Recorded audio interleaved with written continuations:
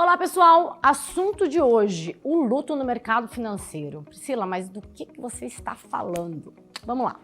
O luto é todo o processo que se inicia a partir de uma perda. É natural que ao falarmos de luto, venha a imagem de uma pessoa que se foi em nossa mente. Nos acostumamos a associar o luto à morte de pessoas. Morte de bichos, de estimação, perda de empregos, projetos ou mesmo perda de dinheiro. Toda perda implica necessariamente em uma elaboração interna para que a pessoa enlutada volte à sua vida normal. Trata-se de um período de recolhimento, uma experiência emocional profunda e individual que se define pela capacidade de lidar com essas perdas. Cada um de nós reage de uma forma diferente, dependendo da maturidade emocional, das vivências e experiências ao longo da nossa jornada. A duração dessa fase de assimilação de perdas é diferente para cada pessoa. De acordo com a psiquiatra suíça-americana Elizabeth Kubler-Ross, vanguardista no estudo relacionados à morte de pacientes terminais e maior autoridade do mundo no assunto, o luto ele é dividido em 5 estágios descritos em seu livro Sobre a Morte e o Morrer, de 1969. Seu método de pesquisa era baseado em entrevistas com pacientes terminais e suas famílias, buscando aí entender a consciência e a aceitação da iminência da morte, sempre respeitando os limites emocionais dos envolvidos. E o luto dentro da realidade do mercado financeiro e suas perdas é o que iremos falar hoje. O primeiro estágio de luto é a negação, que funciona como um para-choque para que o enlutado se acostume com tal situação. É aquele momento em que o trader percebe que perdeu uma boa grana no mercado e pensa, não, isso não pode estar acontecendo comigo. Será que eu estou no simulador? Será que esse valor não está errado? Será que isso é um pesadelo? Leva um tempo até que a pessoa que perdeu o dinheiro perceba que aquilo está acontecendo e é real e é péssimo, surgindo então a segunda fase, a raiva. Essa emoção surge quando não é mais possível negar o fato concreto e há o sentimento de revolta e ressentimento. O enlutado, ele se pergunta, por que isso tinha que acontecer justamente comigo? A raiva é expressa por emoções projetadas no ambiente externo e pelo sentimento do inconformismo. Após esse momento, a pessoa que sofre a perda entra em um período chamado de barganha ou negociação. Quem nunca perdeu dinheiro no mercado financeiro e em seguida disse para si mesmo, vou operar só mais uma vez para recuperar a perda e depois vou encerrar o dia de operações? Quem nunca negociou consigo mesmo um aumento de lotes para tentar compensar a perda anterior, dizendo a si mesmo que essa será a última vez? Esta fase é muito perigosa para o trader, pois existe grandes tendências de que o mesmo perda ainda mais dinheiro, tentando negociar consigo mesmo uma estratégia de recuperação. Sabemos que em momentos de fragilidade emocional, o mais recomendado é ficar longe dos gráficos. A fase de negociação costuma anteceder aí a quarta fase, chamada por Kubler-Ross de depressão. Este é o momento em que a pessoa enlutada finalmente entende que passou por uma perda dolorosa. É o momento em que podemos popularmente afirmar que a ficha caiu. O indivíduo percebe que realmente perdeu dinheiro e que esse dinheiro vai fazer falta. E isso gera uma profunda tristeza e muitas vezes recolhimento e isolamento. Mais uma vez, é necessário esperar o tempo de cada um para a superação dessa fase, para que finalmente se inicie o quinto e último estágio, a aceitação. O enlutado, que já conseguiu vencer os estágios anteriores, chega agora no momento em que passa a ter condições de reorganizar sua vida, de retomar os projetos, de recomeçar. Trazendo novamente a realidade do mercado financeiro, nós podemos comparar que aquele momento em que o trader afirma para si mesmo que ele pode, sim, ter sucesso em suas operações e decide voltar aos poucos a fazer as suas operações no simulador, por exemplo, e treinar novamente suas estratégias, aplicar para mesas proprietárias e recuperar aos poucos a confiança que ele já teve em si mesmo. É o momento em que a esperança, sentimento mais profundo a todos os estágios do luto, retorna ao enlutado.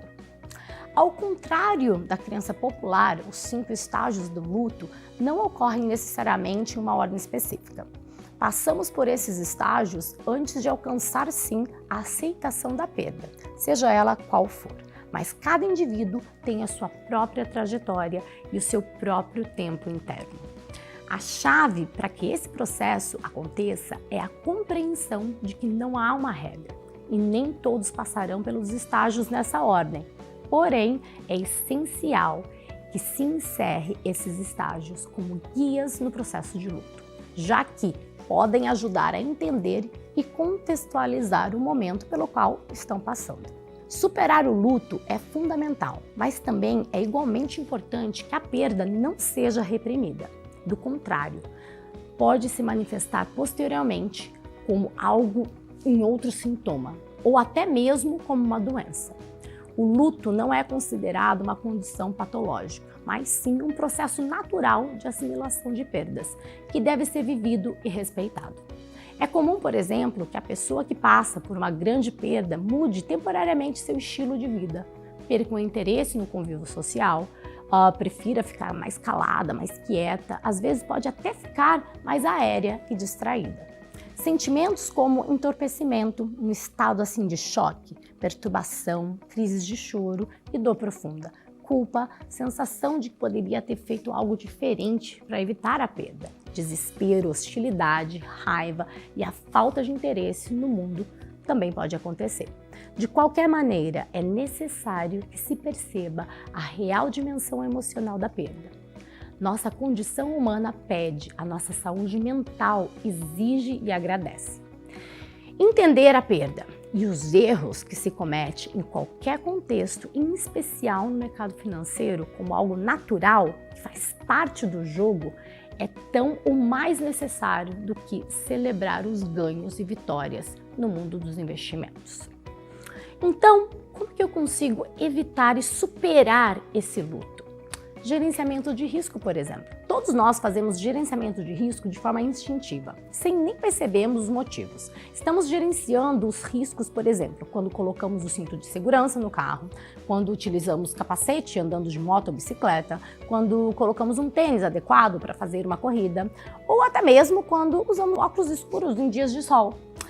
Nossos instintos de sobrevivência nos fazem administrar situações que nossa mente avalia como arriscadas, muitas vezes de forma inconsciente. Nosso cérebro foi programado ao longo da evolução da espécie para não deixar a raça humana ser extinta. E é por isso que nos protegemos o tempo todo, mesmo sem percebermos. Dentro do mercado financeiro, o gerenciamento de risco deve fazer parte da rotina pelas mesmas razões explicadas acima em relação à sobrevivência. Todos os que investem seu dinheiro, mesmo que de forma eficiente, estudada e cuidadosamente calculada, também estão expostos a perdas, que podem ser devastadoras. Por isso, antes mesmo de começar a operar, é fundamental se planejar e tentar reduzir ao máximo essas possibilidades. Não há nenhuma chance de um investidor ter vida longa no mercado especulativo sem que possua um gerenciamento de risco realista e eficaz, que garanta a sua sobrevivência mesmo após grandes oscilações no mercado. A ideia central de todos os que arriscam seu dinheiro na bolsa de valores é aproveitar ao máximo as oportunidades que aparecem para a alavancagem de lucros. Naturalmente, os riscos são maiores quando falamos em day trade, já que essa modalidade exige que nosso cérebro faça escolhas complexas num curtíssimo espaço de tempo, provocando sim uma autoexposição à possibilidade de erro. Portanto, as atitudes devem ser levadas em conta antes que seja tomada qualquer decisão financeira. O gerenciamento de risco não envolve apenas a definição de quanto se pretende gastar ou quanto se está disposto a perder nas operações. Esse sistema, que é mais complexo do que parece, também vai além do que se determinar estratégias a serem utilizadas como base em estudos e indicadores. O gerenciamento de risco é mais que estabelecer parâmetros de ganho e de perda, por exemplo. Ele é o conjunto de atitudes que o investidor, o trader, precisa ter para se manter vivo no mercado, mesmo vivendo os piores cenários possíveis.